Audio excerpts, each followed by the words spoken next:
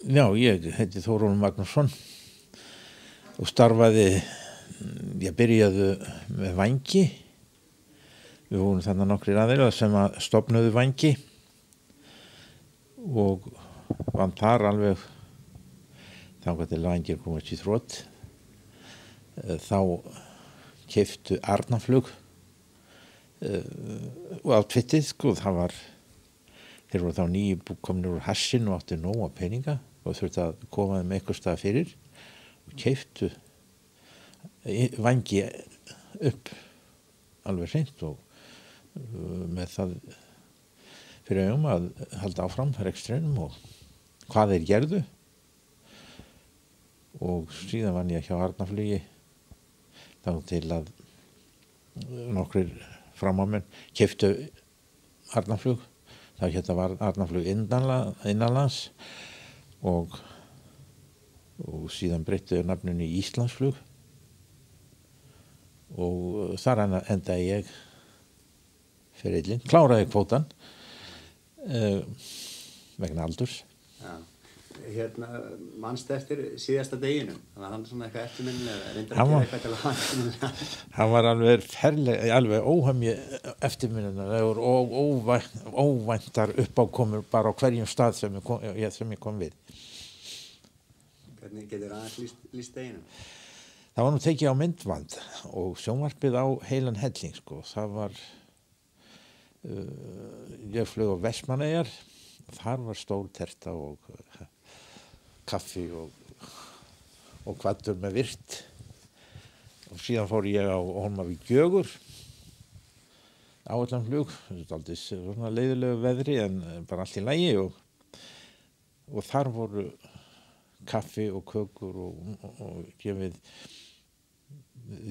svona minnisvarðar ýmiss konar frá, ég man á Hólmavík Gjögur, Já, það var svona ýmislega svona upp að koma tertur og dót og ræðarhöld og skemmtileg heit.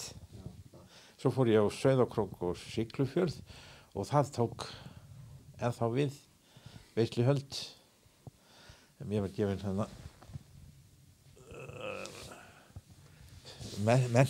merkir svona og frá Siglufjörði fékk ég svona rendan vita sem var að hólur innan ágætt geymsla fyrir svona vissar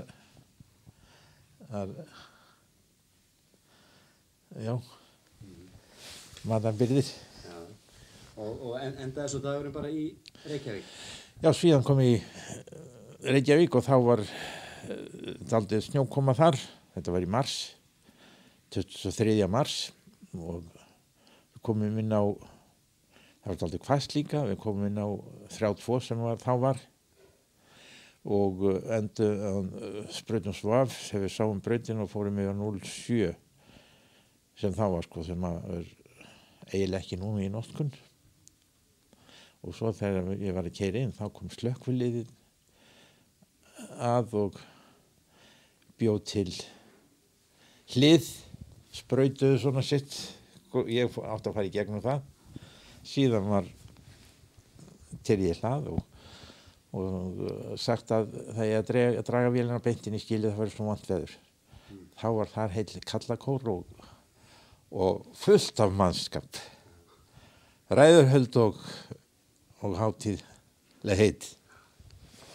Og manstu hvernig þið leið þennan dag þegar þú varst búin að lenda í hérna?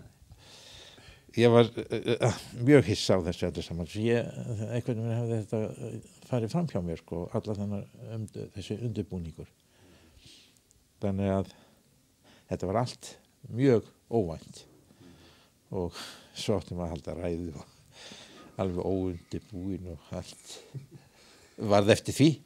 En maður slampast gegnum þetta og þetta var mikið gaman, mikið fjör. Varstu búin að undirbúa eitthvað undir starfslokin? Var það eitthvað sjokk svona að atvinnuflugmannsferlinum væri lokið eða var það léttir? Nei, það var ekkert sjokk. Það var bara, sko, eins og síðast að flugu dagsins og síðan ég var ekki búin að hugsa mér neitt út í hvað tæki við. En varst alveg sáttur?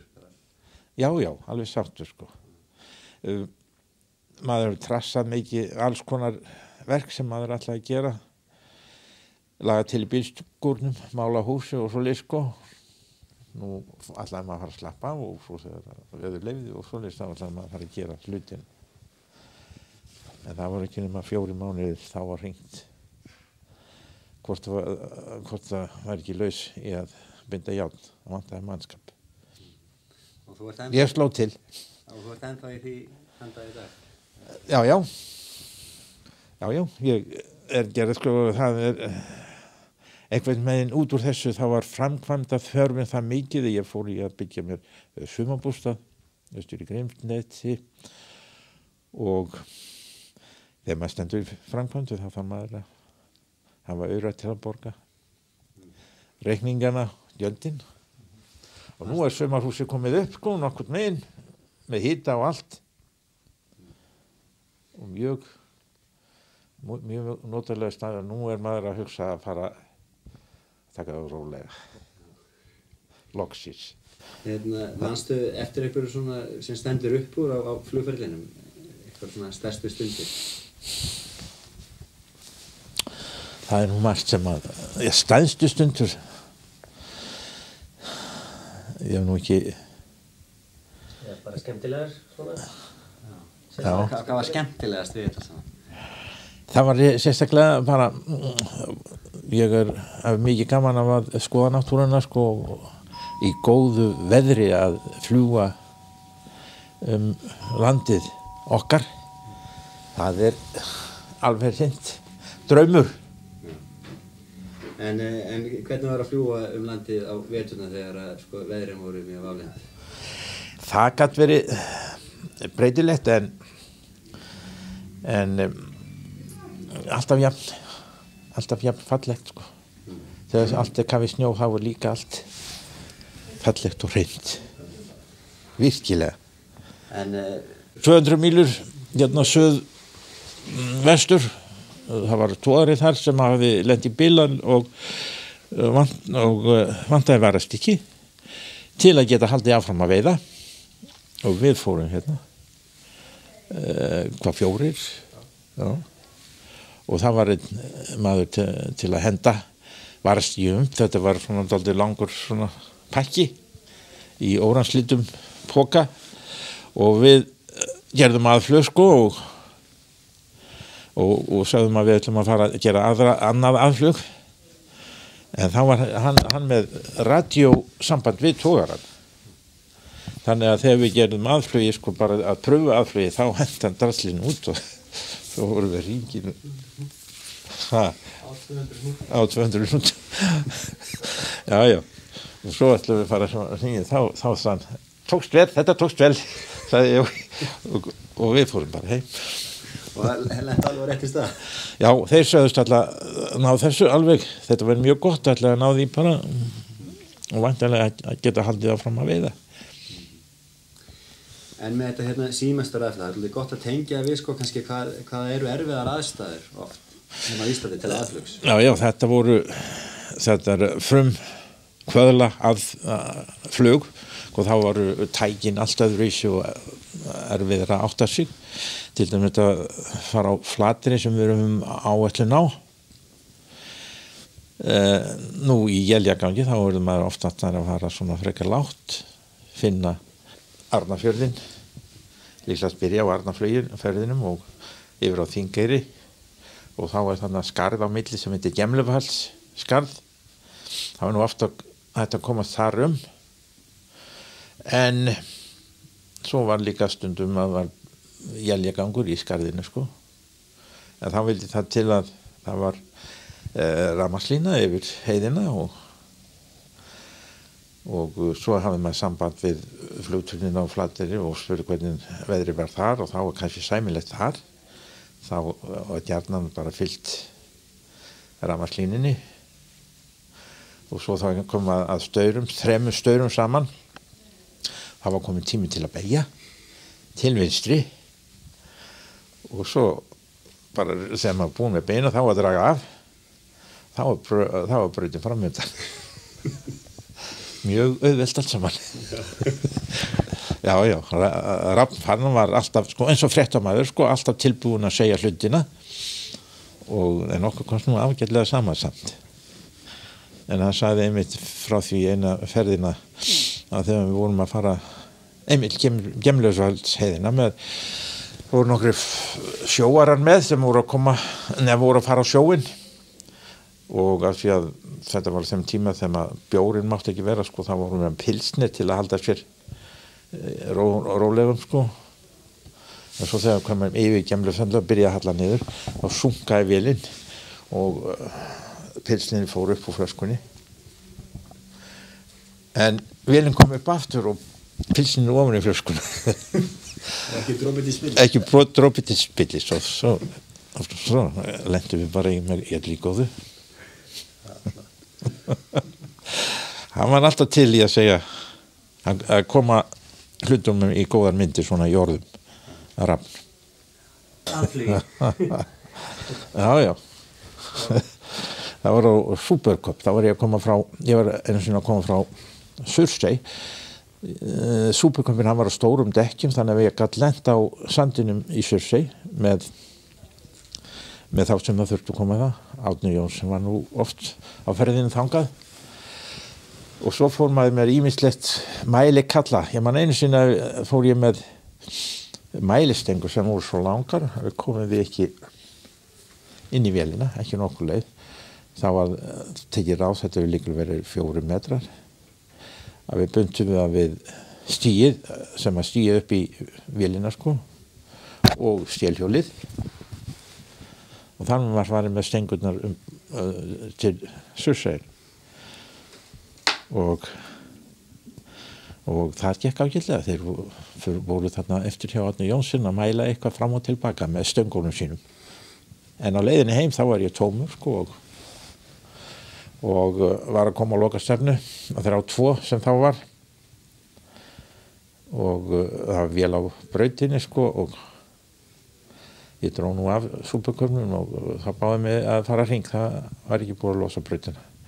Þá tók ég 1 lúp þar á lokastefnu sem jú 1 hringur bara upp í loftistæði fyrir segir og það passaði alveg, sko. Ég fekk svo lendingu eftir allt í góðu og sagði þér eitthvað í tildinu? Ekki orð, sko. En ég heyrði það aftur seinna þegar ég var að bara hitta á svona fornum vegi það þetta hafi nú ekki verið alveg eins og þeir hafi hugsað sér en þetta hafi verið allt í lagi. Af hverju flautar þú? Hvað var það?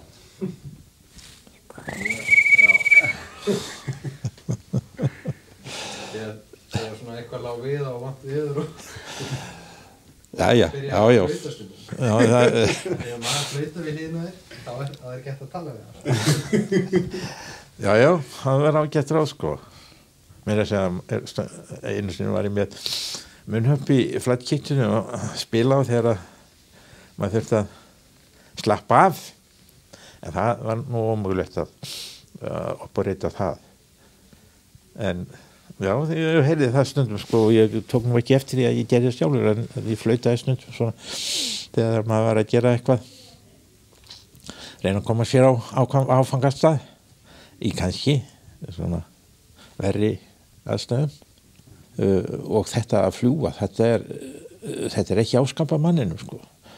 Ég manna, einn vinnufélagi mínum í dag var að spyrja, sko, ég hef tekið eftir því, sagði hann, að vængirnir með þykkir á flugvélum, hvernig stendur á því? Jú, það sérstök formúla sem reiknar út miðað við hraðan í gegnum loftið til að fá sem mesta lift á vængina. Katalínan, hún var með óhemju þykkan væng, þess að hún dólaði þetta í rólegheitum, þá þurfti hún að hafa langan flöt og bungumiklan til að haldast í lofti. Hún var dálítið þung, en svo aftur máttu þoturnar núna, sko, þær með aftur með mikið þynnri væng, Lamero Flow. Það aftur því að þær fara mikið hraðara, en þá þurfa þeir líka að hafa vængbörð og slots og allt það til að taka lendinguna. tala sér þetta. En getur þú bent á eitthvað svona neikvæða kosti við flumastarfið? Það nú helst sko þegar maður að halda skýrslunni við sko, það voru alls konar dokument sem maður þarf að fara að skrifa upp á og svara og lesa load sheet og allt sko. Í byrjuninni þá var load sheet frekar frjálslegt. Ég man að þegar við fórum á Beach 99 til Kulusuk þá kannski svona vel hlaðinn þá fór maður út sko þegar maður og meðan túristina voru að labba og svo kannski fækkaði eitthvað í vélinni þá týndi maður grjót í nefið til að fá hana betur í balans. Þess vegna á ég helling af steinum hérna, bæði hérna fyrir framan og baka til sem ég týndi til að ná balansi á Beachin Beach 99.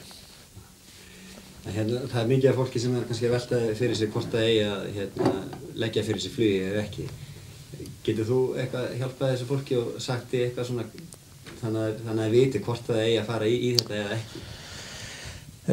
Já, það getur nú allir lært að fljúga en atvinnumennskan svolítið svona skipulegt. Það þarf að vera svolítið skipulagður í starfi og taka vera ekki að með neitt galsa eða vesinn sérstaklega þegar maður komir í farþegaflugi sko, þá passar það ekki sko, maður verður að fara alveg eftir reglunum og ef menn eru gjarnir að stoppa ekki á rauðu ljósi þá nú betra að fara kannski ekki í flugið. En ef maður stoppar á rauðu ljósi og tekur reglunum sko, þá getur hver sem farið í flugi sko. Sér til skemmtunar sem að mér var bæði til skemmtunar og atvinnu og tómstundagaman sko. Þetta svona álíka dýrt að eiga vel og fljúga eins og eiga tvo hesta og sjá þá sko nema þarna eftir bara allt öðrum vettfangi og skemmtilegri. Bara tengt þessu Þórólfur að þegar ég var að byrja í hlaðinu og tala um að læra að fljúga þú var svo gjarnan það að taka okkur með hvort sem var á Gjögur, Bíldudal eða í sjúkraflugi. Alveg hreint. Og áður ég fór að læra að fljúga þá var ég búinn að fá að hanga á hornunum sko, sem hlaðmaður og þú var svo gjarnan að lega mönnum að prófa alveg hreint tilvalið sko. Það eru ófáið sko sem flugu fyrst flugur með þér sko. Hinir og þessar. Og þetta voru bestu landarsvæði tíma. Já. Getur sagt fyrir því svona hvernig þetta byrjaði að þú kannski leiða mönnum að kynnast þessu? Sko, flugvélum, þá er alltaf 2 stýri, það stýri við 2 sæti. Þannig að í flugi, sko, þegar það var gott veður og allt svona, sko, það var alveg tilmæli að lofa mönnum að þreifa á þessu, sko, af því að allir virtust vera svolítið hræddir við flugið, en með því að taka á og fara að stjórna þetta sjálfur, sko, þá opnaðist fyrir þeim heimur, sko, sem að sumir ánetjuðust eins og hann og já, kannski hafa sumir dottið út en þetta var bara ævintýri að menn tækju í stýrið. Robert? Eins og þú vorst að tala um munnhörpuna á þá varst einhvern tíðan með hvað hétt bílamekkin hann að Gaui bílamengir? Já, varst ekki einhvern tíðan að ljúga með honum? Jú, og það var einhvern tíðan það sem það var ekki nógu gott skyggnu og hann var alltaf að segja þér að fara á instrumentin. Já. Og farðu á instrumentin og þú tókst upp munnhörpuna og sýndaði það. Já, endilega setja þessu. Segðu eitthvað þessu alveg Já. Erum ekki hvað hann segir sko.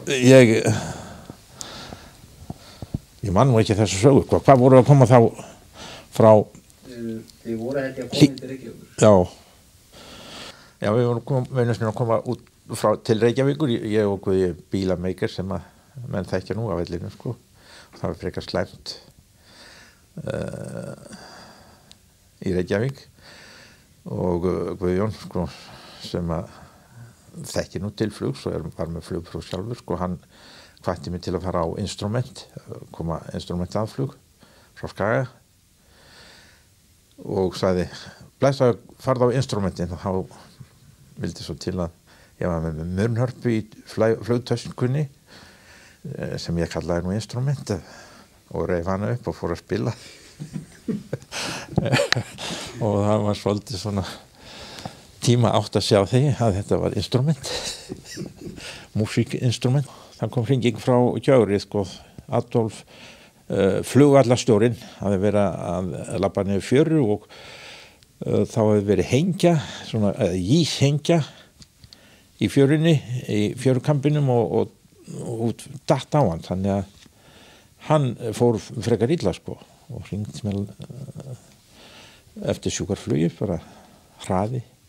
Þetta var nú frekar vont veður, ég gekk á með skörpum éljum en það var bjart á milli svo ég skellti mér af stað og fór bara upp á Mýrar og yfir Holtaverðarheiðina og út Hrútafjörðin. Ég fór nú út Heggsstaðanesi að því að ströndin var stótið svört og þá grillti ég í kampinn þarna hinum megin eða fjöllin hinum megin. Kampurinn nú ekki rétt við Gjögur og var heppinn og náði lendingu sko og Adolf borð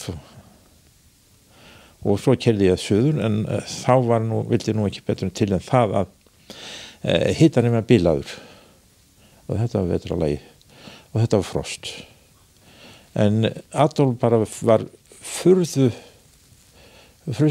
hress með þetta allt saman og við flugum undan vindið í bæir sko voru fljótir og kvartaði ekki neitt sko en svo þegar hann kom inn í bílinn og þar var funhiti þá fór hann að finna til þá var hann hálffrosinn á leiðinni í bæinn en þegar hitinn kom þá fór hann að finna til og þá var hann drifinn upp á sjúkrahús og hann náði sig út þessu svona en það var alltaf svolítið haltur eftir þetta og eitt sinn var kallað út á sjúkraflugi til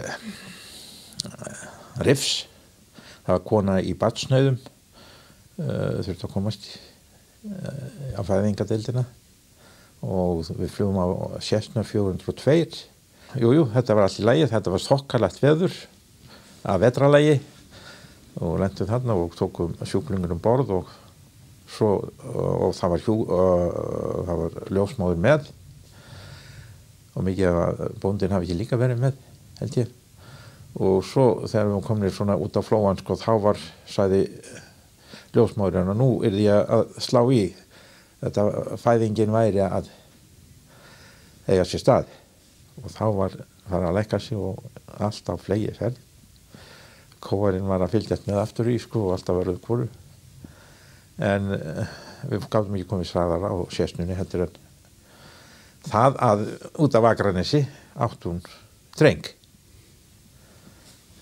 vel frískan og stæltan dreng og síðan tók sjúkrafluginu við henni þegar við komum hérna í bæinn en út af þetta þá var óvíst hvar fæðingarstaðurinn var þeir voru með einhverjum bara hnitt út af Skaganum og til að festa þetta þá var barnin skýrt Arnar þess að þetta var Arnarflugsá já, svo var ég 4 ár í Grænlandi það nú stór hluti sko þá dugar spólirinn ekki Jú, byrjaði eitthvað rifjaði þetta upp eitthvað já Stekkur í hennar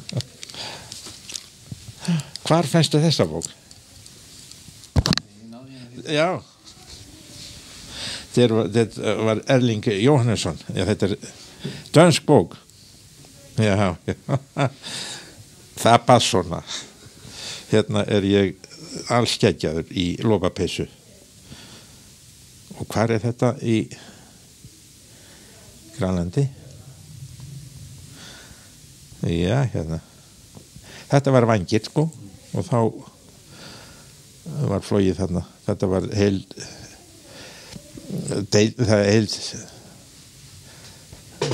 hópur sem var í tjaldbúðum þarna upp í Stúradal sem 40 mínúta flug norður af Mestesvík sem klukkutíma flug frá Skorringjasundi og þar var útgerðin 2 sumur.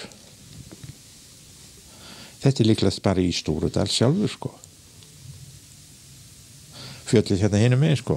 Völlurinn var bara móar og sem við reyndum að laga, við vorum í hjólbur og fórum þannig í melbarð og trilluðum á hjólburunum möl í stæðstu hólurnar og bjugum til þarna ágætan flugvöll.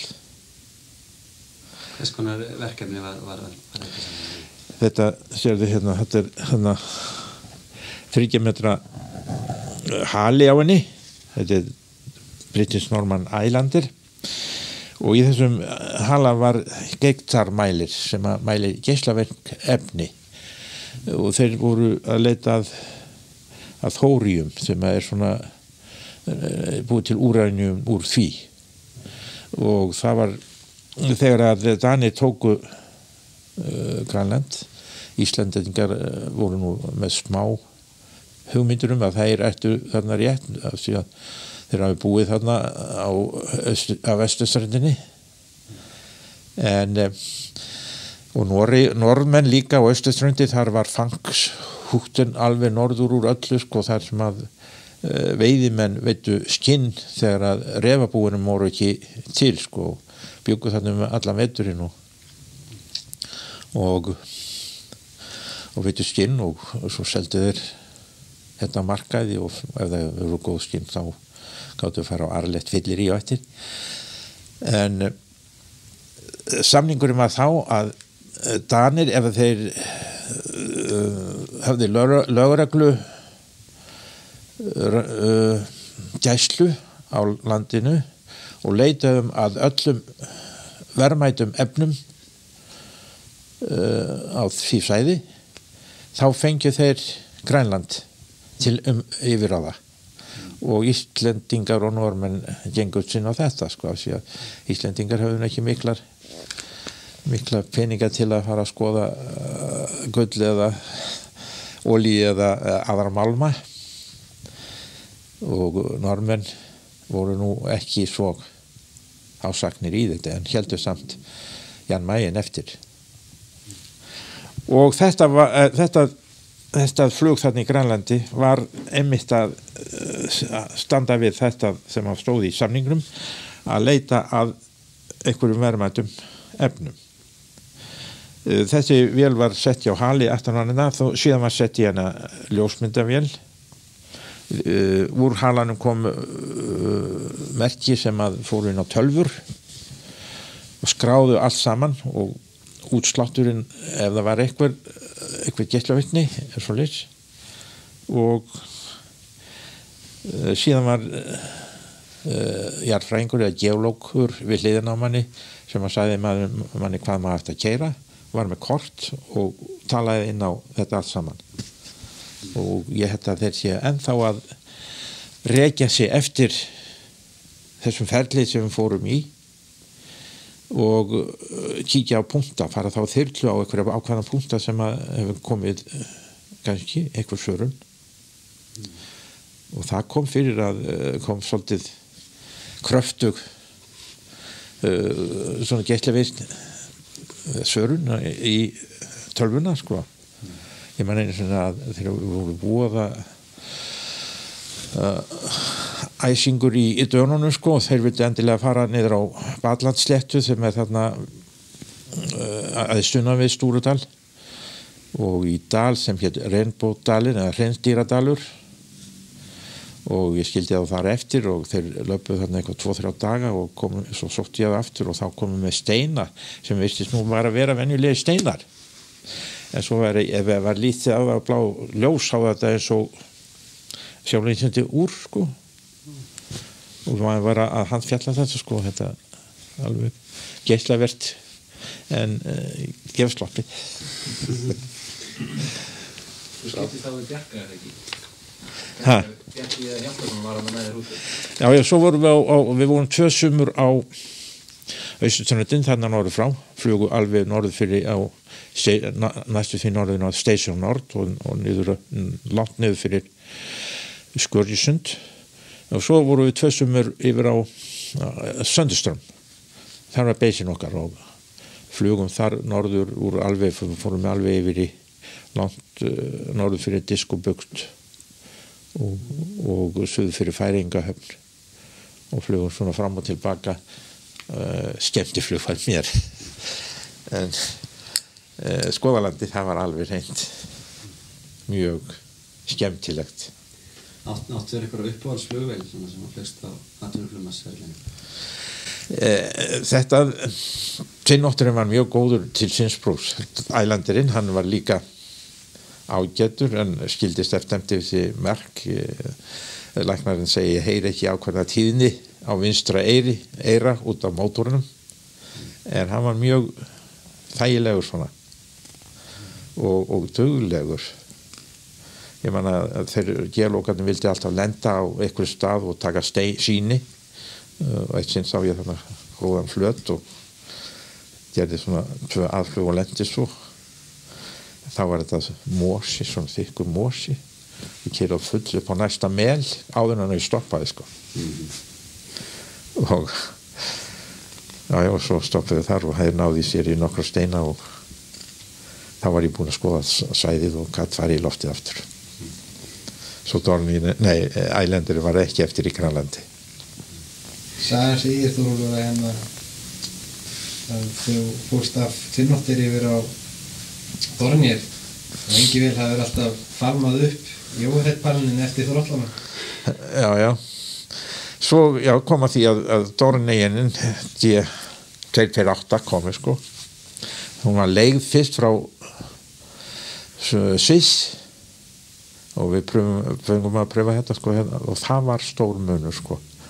Þetta virkilega þægileg vel að vinna á. Að vísu sagt sko að Dornier verkmiðurnar það voru að hanna vænginn svo lengi að þeir voru eiginlega komin á hausinn. Þá redduðu þeir sig með því að taka gamla skrokk af Dornier, ég held að 2 hreyfla og setja vænginn sem við vorum búin að hanna og finna út sko hvernig það átti að vera. Út við því að þessu var Dornier 228 og mjög þægileg vel. Að vísu síðan komin inn Dornier 328 og hún nú eins og flugvél rúnuð og flugmenn segja bara ennþá þægilegri. Ég búinn að fljúga 25.000 tíma sko að þannig að það nú margt að yfir upp sko og manni dettur í mittleiti hug þegar hann kemur með þetta bók sko þetta Já, þú verður líka við þessari. Alveg örugglega sko og rifja upp margar minningar sko sem að maður man ekki svona í hendiskasti sko en það var engin svona undirbúningur sko þú ætlaði bara að koma og taka nokkuð spurningar spyrja svona hitt að þetta og svo kemur Snorri með myndatökumél og allt tilheyrandi sko þetta eins og að vera í TV Þetta bara búið að vera ljómandi gott sko það mjög skemmtilegt margt sem ég var frá að segja Já þetta bara venjulegt svona en ég fekk þarna einhvern tímann á þessum tíma já ég ætla að ná í sko baristu veður og vinda þetta var aldrei barátta sko þetta var bara samningar maður samdi bara í hvert skipti og út úr því var bara svona tiltölulega farþell starfstími Þér þarna? Eftir þú kom, var að koma í þessi skipti Nei, þetta bara þegar að ég var að nálga sko að ég væri að vera hætta sko Já Þá fannst blaðmanni Morgunblaðsins tilvalið að taka viðtal og slóð í svona upp eins og æsi þregna stíl sem var nú eiginlega alveg óþarfi. Þeim verið í Grænlandi og eins og sumir sem eru í Grænlandi sko fá Grænlandspestina af því að víðáttan svo mikil þarna sko alveg óvenju stórt svæði sko ónumið sko. En hvernig með flugurna? Það hafa ekki farið ill við þig? Nei, það var eins og við annað sko það sótt ekki svo mikið í mig. Nei. Já, en ég myndi að fljúga með einum í gær hérna sem var mikið í Grænlandi hérna, Guðleifur heitir hann. Guðleifur, já. Já. Hann var að segja frá einhverjum alveg hæðilegum flugum sko, það voru svo hargerð og það var varla hægt að krysta það sko. Það er einhver agaleg steffirðing. Það moskútusflugurnar sko, það stinga í svo þetta er eitthvað svona buxur, það stungur bara í gegn. Það er eins og svona, langar rana. Hann var einmitt að segja, sko, ef maður er með húu, bara stingi í gegnum húu. Alveg hreint. Hvað ertu með þarna, Jón? Ég er með stólvídeó.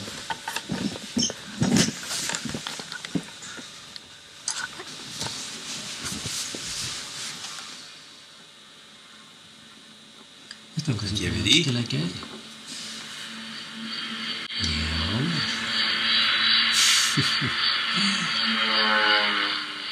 Viltu ekki? Er þetta eitthvað sem þú ert búin að fást með? Nei. Nei, þetta stóð til. Ég það bara svona... Já. Það er bara málaða rauða tunnur og setja til þess að gera svona... Já, svona lítinn. Já, sjáðu, þetta er bara breiddin á dekkinu. Við verðum að nota þetta snarri. Já. Er eitthvað spurning hvort það megi nota þetta sér? Ég þarf bara að fá leyfi sko. Já, hjá kompanýri. Já, það er út af einhverjum kanadískum operator sem er svolítið hérna langar að komast í þetta. En þetta er einhver upplýsingar með þessu. Og hérna sé hann flugtæki sko. Ég hef aldrei séð svona flugbröðna. Þetta var helviti gróft flugtæki sko. Ísfæl. Þú ert komin á loftið áður og komin á brautar enda. Sjáðu núna. Þetta er hestöð sko. Síðan Nassalur þetta með Róni hérna bæinn til að ná upp hraðanum og tíma klappanum. Ísfæl.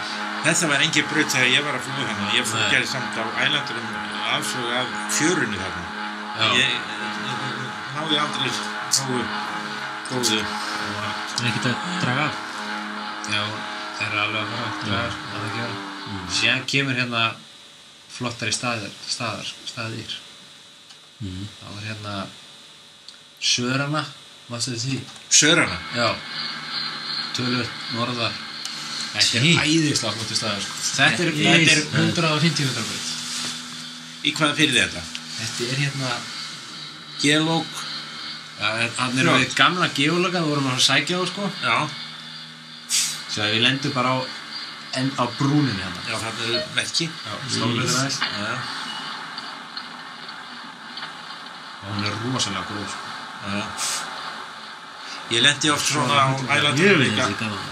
Bara svona hér og hvar. Þetta er bara 5 mínútna flug frá Páskanesi. Þetta er svona þetta er klukkutíma fyrir norðan Daniborg. Og þú ert byrjað að nálgast Damarsholt. Síðan er flugtaki héðan. Ég sjáu það, ok, býtum við. Sjáu hérna ef maður fyrir flugtakinn með þessi mótor. Þá verður maður að taka bein út að þessi fjörður lokast. Og hérna er flugtaki. Skildu þið 2 eftir? Já, við getum ekki tekið allt í einu á 100 metrar braut. Heldur flott hvað þetta dúar hjá þér? Já. Þú veist, það Við tekur erum hristingi. að ná henni upp sko. Já. Hann eru konin upp. Já. Það er bara Brýnni grandalegt. Já. Og Vá, þetta er geggjað viti, sko. Já, skuggi på tíma. já. Ég lendi í einu svona firði, einmitt það voru geolög á 2 þar sko. Já. Það var geografínt fjörður, það er rétt norður við Vestfík. Já. Og hún var svona bogin, brautin. Fyrir rétt fyrir norðan Meistarvík. Já, Bananafíld kvöldu við það. Já, það er já, ná myndir að á þeim stað er ekki vídeo að því, sko. Og aðal ástæðan til að fara þangað það var það að þeir sögðust hafa veitt vel lax. Já, þar er alveg krökta lax. Já, þeir hendu króknum eitthvað 14 sinnum út í ána en fengu ekki nema 12 laxa. Wow. Þetta er... Og þeir hafði sett ísa í tunnu og sett laxinn þar í. Þannig hann var alveg, fengu þarna góðan. Þetta er Sakkenberg. Sakkenberg. Rétt inn á Daniborg. Þetta er... Já. Þarna eru líffræðingar, sko. Jaha. Eru tvær búðir svona í Daniborg? Já. Ég var bara á annarri. Þarna voru